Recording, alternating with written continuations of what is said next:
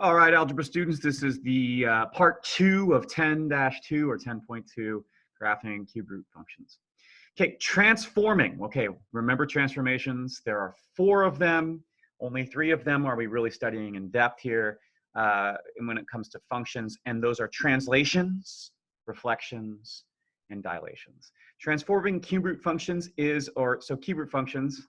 transforming cube root functions is exactly like transforming square root functions, which is really the same as the transformations for all the functions we've pretty much looked at for the entire year. All of the horizontal and vertical translations, reflections, and stretches and shrinks, which are dilations, are the same.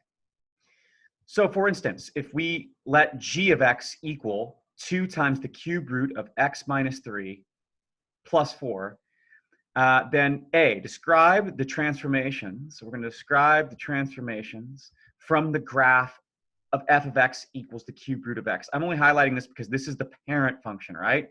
So we're transforming from the parent function to the graph of g, and then we're going to graph g. And g's already graphed for you, but we're going to figure out how to make the table. So first, let's describe all of the transformations. And to do that, I'm just going to do it in this little section up here because I'm going to need the space that's down there. So let's do part A. Remember, we're going in order of operations order. If you're the input, what's the first operation that happens to you? Minus 3 inside the function. Inside the function. So that's going to be a horizontal translation. Oops, it's not working very well. Right 3. And then the next one is we're going outside the function. It's multiplying by 2. That's outside, so that's going to be a what kind of stretch? Vertical stretch. And I'm not going to write these all out because I'm going to need all the space. Factor of 2. I know that doesn't make grammatical sense, but okay, and then the next one is b plus 4, and that's a vertical translation up.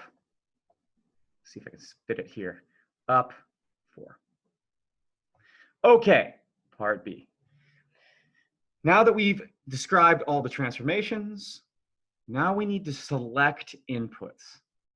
Now notice here they selected -5. Why did they select -5?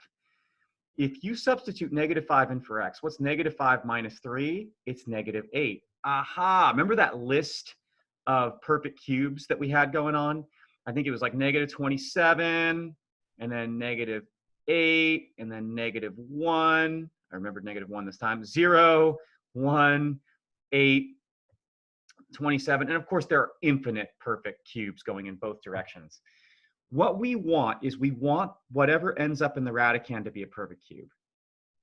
When you substitute -5 in, you get -8 in here. So the next perfect cube we want is -1. So we want x minus 3 to equal -1.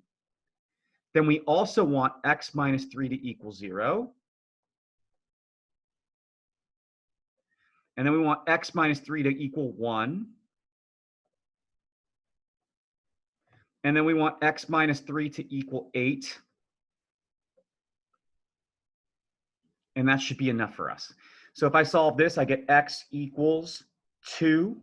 I get x equals 3. I get x equals 4. And I get x equals 11. Cool. So we have all of our inputs. Let's go ahead and substitute these in. 2 minus 3 is -1. The cube root of -1 is -1. Times 2 is -2. Plus 4 is 2. Then we substitute 3 in. 3 minus 3 is 0. The cube root of 0 is 0. 0 times 2 is 0. Plus 4 is 4. Substitute 4 in. 4 minus 3 is 1. The cube root of 1 is 1. Times 2 is 2. Plus 4 is 6. I should have put this here. And then we have x equals 11. 11 minus 3 is 8. The cube root of 8 is 2. 2 times 2 is 4. Plus 4 is 8.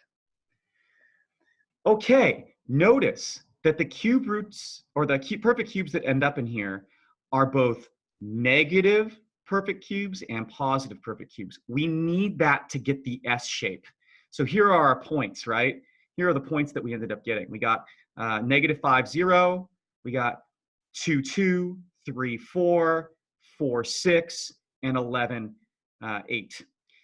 We need all 5 of these points. So when you're graphing these, do 5 points.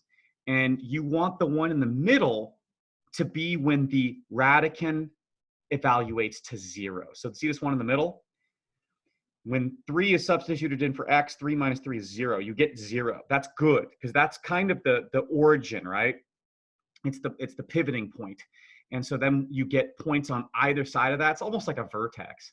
And you get points on either side of that. And so you get the entire shape of the cube root functions graph. All right, that does it for part 2. Stay tuned for part 3. I'm sure you guys can't wait. I can tell all of you are just super stoked on it.